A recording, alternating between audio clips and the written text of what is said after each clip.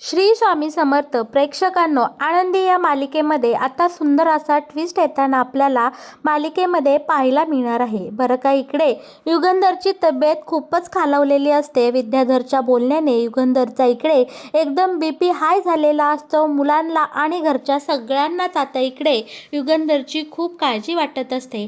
आनंदीच्या तर अगदी आधारच हरपल्यासारखं आनंदीला वाटत असतं आणि विद्याधर त्यात येऊन इकडे आनंदीला बोलतो की तू लवकरच विधवा होणार, कारण तुझा नवरा आता वाचणार नाही. मालक साहेबांच्या दीर्घ आयुष्यासाठी आणि मुलांची आणि घरच्यांची झालेली वाताहत आनंदीच्या आता इकडे लक्षात आलेली असते आणि शिल्पाताईने सुद्धा युगंधरच्या या सगळ्या परिस्थितीला आनंदीलाच जबाबदार धरल्यामुळे आनंदी एकदम कोलमाडून गेलेली असते, खचून गेलेली असते. युगंधरची तब्येत खूप खालावली आहे, खूप ढासळली आहे. फक्त इतकाच निरोप आपल्या आनंदीपर्यंत येत असतो. त्यासाठी आता आनंदी इकडे खूप अवघड कठीण असं व्रत आपल्या युगंधरसाठी करणार आहे आणि या व्रताचं फळ देवी आईच्या कृपेने इकडे आनंदीला मिळणार आणि युगंधरच्या तब्येतीत सुधार होताना आपल्याला इथे पाहायला मिळणार आहे. बरं का, आणि आनंदीने ज्या प्रकारे हे व्रत केलेलं असतं, ज्या प्रकारे आनंदी मालक साहेबांसाठी इकडे ती तुटत असते, हे सगळं मुलं पाहत असतात. मुलांचं सगळीकडे बारीक लक्ष असतं आणि पृथ्वीच्या लक्षात आता इथे असं आलेलं असतं की आनंदीने ज्या प्रकारे वडिलांसाठी हे व्रत तप चालू केलं आहे, त्याच पद्धतीने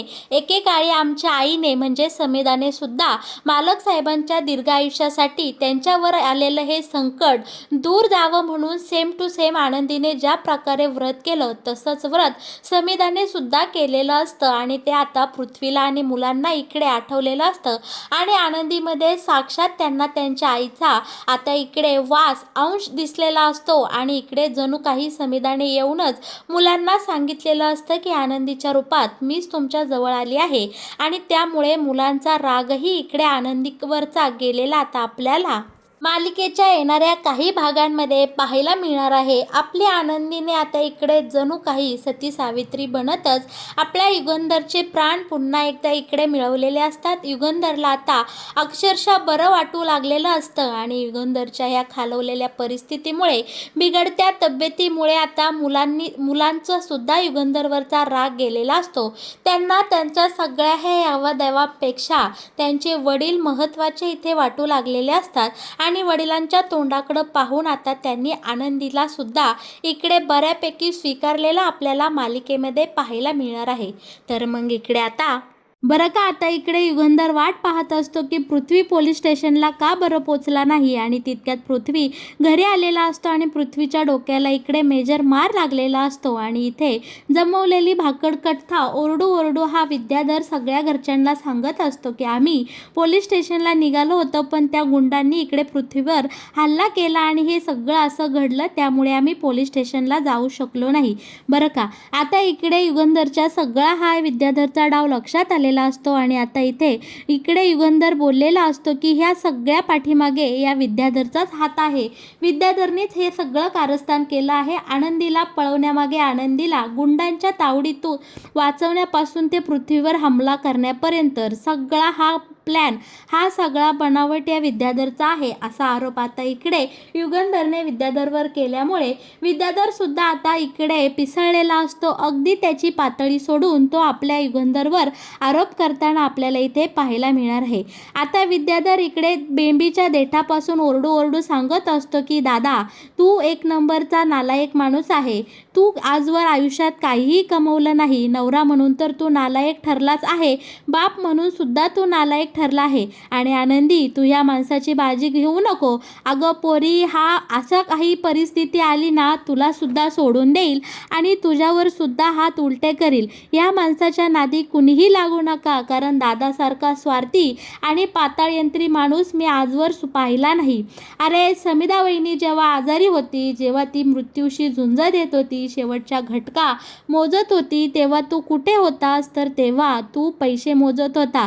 फॅक्टरीमध्ये खिशामध्ये बसून पैसे छापत होता आणि आनंदीवर आता ही वेळ आली तर तू आनंदीवर सुद्धा पाठ फिरवली असे विद्याधरने नको नको ते आरोप आपल्या युगंधरवर केलेले असतात. आणि आता इकडे विद्याधर युगंधरला बोलतो की बाप म्हणून सुद्धा तू नालायक ठरला आहेस, कारण बाप म्हणून सुद्धा तू काही करू शकला नाही. या पोरांच्या नजरेत तू पुरता पुरता पुरता आता इकडे पडला आहेस. मालक साहेब म्हणून घ्यायला खरं तर तुला लाज वाटली पाहिजे. पैशाच्या जोरावर तू माणसं कमवली, पण घरची माणसं अख्खी तुझ्या विरोधात आहे असे नको ते आरोप आता इकडे विद्याधरने आपल्या युगंधरवर केल्यामुळे त्याचा एकदम असा BP वाढलेला असतो. त्याला आता पृथ्वीचे सगळे बोलणं इथं आठवू लागलेला असतो आणि आपला मालक साहेब आता इथे धाराधीरती कोसळून पडलेले असतात. त्यांच्या तब्येतीवर खूप मोठा परिणाम झालेला असतो या विद्याधरच्या बोलण्याचा. आणि खरोखरच इकडे आता आपला युगंधर चक्कर येऊन खाली कोसळल्यामुळे घरच्यांच्या सगळ्यांच्या पायाखालची जमीन हादरलेली असते. युगंधरची मुलं, ताईसाहेब सगळे धावत पळत आता इकडे मालक साहेबांजवळ जातात. आनंदीला काही दिसत नसल्यामुळे आनंदी फक्त आरडाओरडा करत असते की इथं नक्की काय झालं, काय घडलं, मला सांग का मालक साहेबांना काय झालं. छायाताई, सुनीताताई अशी आवाज इकडे आनंदी देत असते. पण सगळ्यांनी आता उचलून मालक साहेबांना त्यांच्या खोलीमध्ये नेलेलं असतं. पृथ्वी आणि त्याची मिथाली, प्रांजल सगळे वडिलांचे इकडे पाय दाबून देत असतात. कुणी वडिलांच्या पायाला चोळत असतं, कुणी हात चोळत असतात. मुलांच्या पायाखालची अक्षरशः इथे जमीन हादरलेली असते. सगळ्यांना अचानक मालक साहेब असे कोसळून पडले या सगळ्याचं खूप टेन्शन आलेलं असतं. शिल्पाला तर खूपच रडू आलेलं असतं. मिथाली वडिलांच्या काळजीने इकडे रडू लागलेली असते. पण या सगळ्यामध्ये आनंदीला कुणीही साथ देत नसतं. आनंदी आपली धडपडत चाचपडत मालक साहेबांच्या त्या खोलीकडे आता जायला निघालेली असते. कशी बशी का होईना बिचारी आता इकडे खोलीमध्ये येते. पण शिल्पा मात्र आनंदीला अजिबात युगंधरच्या जवळ जाऊन देत नाही आणि अक्षरशः तिच्या हाताला धरून एका जागेवर तिला ढकलून देते आणि बोलते की तोंडातून एक शब्दही काढायचा नाही, गपचूप या कोपऱ्याला पडून राहायचं. तुझ्यामुळेच माझ्या भावावर ही आज परिस्थिती आली आहे. पृथ्वी, प्रांजल, मितालीला वडिलांची ही अवस्था पाहून खूप वाईट वाटत असतं. पृथ्वी सुद्धा इकडे वडिलांच्या बाजूला येऊन बसलेला असतो आणि डॉक्टरांना तडक इकडे बोलावून घेतलेलं असतं. आता डॉक्टर आल्यानंतर डॉक्टरांनी सांगितलेलं असतं मालक साहेबांना खूप कोणत्या तरी गोष्टीचा इकडे ताण आले आहे. त्यांच्या आता इतका BP शूट झाला आहे, हाय झाला आहे की अक्षरशः त्यांना आता कोणत्याही क्षणी हार्ट अटॅक येऊ शकतो. त्यांच्या जीवावर सुद्धा बेतू शकतं. आता जर मी त्यांना हॉस्पिटलाइज केलं ते सुद्धा त्यांच्या जीवासाठी आता हानिकारक आहे. आपण इथेच ICUचा सेटअप लावूया आणि मालक साहेबांच्या तब्येतीमध्ये काहीतरी सुधारणा करूया. पण आता त्यांना शांतता द्या, कुणीही इथे थांबू नका. मुलांना मात्र डॉक्टरांचं हे बोलणं ऐकून त्यांच्या पायाखालची जमीन हरपलेली असते. माईंना सुद्धा टेन्शन आलेलं असतं. आता एक एक करून सगळेजण युगंधरला इथे आराम करण्यासाठी ठेवतात. आनंदी हट्ट करते इथे थांबायचा, पण शिल्पा मात्र तिचा एक शब्दही ऐकून घेत नाही आणि अक्षरशः फरफडत तिला खोलीच्या बाहेर काढते. बरं का, आता मिथाली बोलते, आमच्या आईनंतर आमचे बाबाच काय तो आमचा आधार होता आणि आईनंतर बाबासुद्धा आम्हाला जर सोडून गेले तर मी मात्र जगू शकणार नाही. आत्या, माझ्या बाबांना काहीही होता कामा नये असं आता इथे मिथालीने आक्रोश केलेला असतो. पृथ्वी, प्रांजलला सुद्धा खूप वाईट वाटत असतं.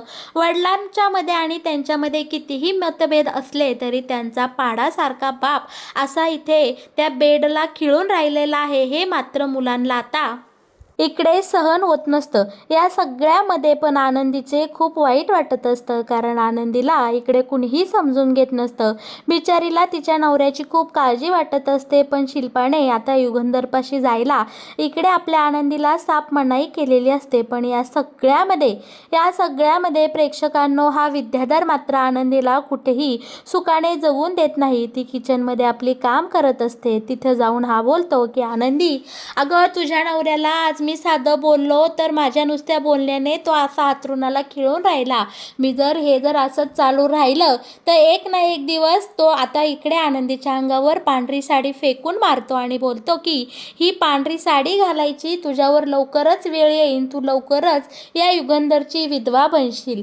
हे शब्द आता इकडे विद्याधर आनंदीला बोलून दाखवतो. तोच आनंदी इकडे आता दुर्गेचा अवतार घेते आणि गॅसवर तापलेला तवा तसाच उलट्या हाताने इकडे या विद्याधरवर फेकून मारते आणि त्याच्या गालावर चांगलाच आता इकडे लाल लाल तव्याचा निशाणा या आनंदीने उमटवलेला आपल्याला इथे पाहायला मिळणार आहे. विद्याधरने आनंदीचं हे रूप पाहून मात्र इकडे खूप घाबरलेला असतो. आनंदी बोलते की माझ्या नवऱ्याच्या विरोधात आज बोललात जर विद्याधर पुन्हा जर माझ्या मालक साहेबांविषयी असे कोणते घाणेरडे शब्द जर उच्चारले तर या आनंदीसारखी वाईट बाई तू कुठं पाहिली नशील.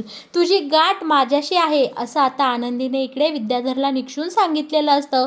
विद्याधरने आनंदीचा हा अवतार पाहून तो घाबरलेला असतो आणि तिथून डायरेक्ट पळ काढतो. आणि त्यानंतर मात्र आता आरती इकडे निंबाळकर वाड्यावर आलेली असते आणि आता आरतीने मालक साहेबांची सगळी परिस्थिती इथे आनंदीला सांगितलेली असते. त्यानंतर आनंदी ठरवते की माझ्या सौभाग्यासाठी माझ्या नवऱ्यासाठी मी नक्कीच इकडे देवाकडे साकडं घालणार, कडक उपास तापास करणार. जोवर मालक साहेबांना शुद्ध येत नाही तोवर मी अन्नाचा एक घासही घेणार नाही की पाण्याला स्पर्श करणार नाही असं निर्जली व्रत आता इकडे आनंदीने सुरू केलेलं असतं. आणि देवाला ती सतत साथ घालत असते की देवा आजवर मी तुझ्याकडे काही आट्टानं मागितलं नाही, पण माझ्या नवऱ्याला बरं वाटू दे. माझा नवरा शुद्धीवर आल्याशिवाय, तो बरा झाल्याशिवाय मी अन्नाचा एक कणही खाणार नाही की पाण्याला स्पर्श करणार नाही. आता आनंदीने पूर्णपणे इकडे अन्न पाण्याचा त्याग केलेला असतो आणि तिने देवापुढे एक जपमाळ लावलेली असते. फक्त आणि फक्त माझ्या नवऱ्याला बरं वाटू दे, मालक साहेबांना बरं वाटू दे, मालक साहेब शुद्धीवर येऊ दे, असा एकच जप आता इकडे आनंदीने देवासमोर लावलेला असतो. आणि आनंदीने केलेलं हे कठीण व्रत आता मुलांनी सुद्धा इकडे पाहिलेलं असतं. पृथ्वी, मिताली, प्रांजलला आता इकडे कळलेलं असतं की आनंदी त्यांच्या वडिलांसाठी एवढं कठीण व्रत इथे करत आहे. 1 दिवस 2 दिवस असे निघून जातात आणि या सगळ्यामध्ये आनंदीची प्रकृती सुद्धा आता इथे ढासळलेली असते. आनंदीचा मालक साहेबांवरचा एवढा विश्वास आणि प्रेम पाहून इकडे मुलंही थक्क झालेली असतात. आणि आपला पृथ्वी जाणता असतो. पृथ्वीला आता आठवतं की एकेकाळी त्यांच्या आईने सुद्धा अगदी असंच व्रत केलं होतं. ते सुद्धा त्यांच्या वडिलांवर संकट आलं तेव्हा त्यांच्या आईने त्यांच्यासाठी असंच व्रत केलेलं पृथ्वीला इथं आठवतं. आणि पृथ्वी प्रांजल, मिथालीला सुद्धा हे सांगतो. आणि प्रेक्षकांनो, इथे सगळं बाजी पलटलेली असते. मुलांना आनंदीमध्ये आता त्यांच्या आईची छबी दिसू लागलेली असते. आपली माई आनंदीला मस्त समजावते की आनंदी बाळा असं करू नको, काहीतरी खाऊन घे, पाण्याचा घोट तरी पे. पण आनंदी मात्र आता इथे कुणाचंही ऐकायला तयार नसते. आणि अखेरीस आनंदीच्या या प्रयत्नांना इथे यश आलेलं असतं आणि मालक साहेबांना शुद्ध आलेली असते. शिल्पाने सुद्धा आनंदीचा हा कठीण व्रत पाहिलेलं असतं. तिचा सुद्धा आता आनंदीविषयीचा बऱ्यापैकी राग गेलेला असतो. पण मुलांनी मात्र आनंदीचं हे मालक साहेबांवरचं एवढं प्रेम, एवढा विश्वास, एवढी तळमळ त्यांच्या उघड्या डोळ्यांनी पाहिलेली असते. आणि आता मात्र त्यांनी सुद्धा इकडे आनंदी समोर शरणागती पत्करलेली असते. आनंदी खरोखरच चांगली मुलगी आहे आणि तिचं आणि आपल्या वडिलांचं काही नाही, ती आपल्या आईची जागा घ्यायला आली नाही, अशा गोष्टी आता इकडे पृथ्वी, प्रांजल, मिथालीला आता पटू लागलेल्या असतात. आणि खरोखरच प्रेक्षकांनो, इकडे मिथालीने आता आनंदीला एक्सेप्ट केलेलं असतं.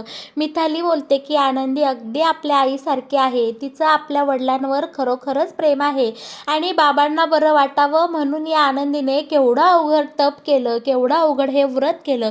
हे फक्त आणि फक्त आपल्या आईलाच जमू शकत होतं आणि ते आता ह्या आनंदीने करून दाखवलं. आता पृथ्वीने इथे मान्य केलेलं असतं की आनंदीमध्ये नक्कीच आपल्या आईचा भास होतो आणि तिने तिच्या दोन्ही भावंडांना, पृथ्वीला आणि प्रांजलला सुद्धा ही गोष्ट सांगितलेली असते. आणि त्यांना सुद्धा कुठेतरी मनातून ही गोष्ट पटलेली असते आणि त्यांनी सुद्धा आता इकडे आनंदीने केलेलं हे व्रत मान्य केलेलं असतं. आणि खरोखरच आनंदीच्या प्रयत्नांना यश आलेलं असतं. मालक साहेब आता एकदम व्यवस्थितपणे इथे बरे झालेले असतात. पण या सगळ्यामध्ये बरं का, हा जो आपला विद्याधर असतो ना, तो मुलांना भडकवण्याचा खूप सारा प्रयत्न करत असतो. मुलांना सांगत असतो की ही नाटकी बाई आहे, हिचं काही ऐकू नका, तुमच्या वडिलांनी नाटक केलं आहे. पण कुठेतरी समिधाचे इकडे संस्कार मुलांवर दिसू लागतात आणि मुलांना चांगलं काय वाईट काय या दोन्ही गोष्टी इथे कळून चुकलेल्या असतात.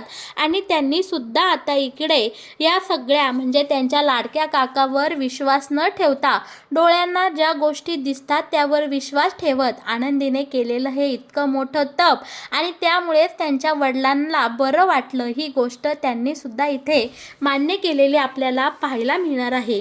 तर मग प्रेक्षकांनो, कसा वाटला तुम्हाला आनंदी या मालिकेत येणारं हे नवीन वळण?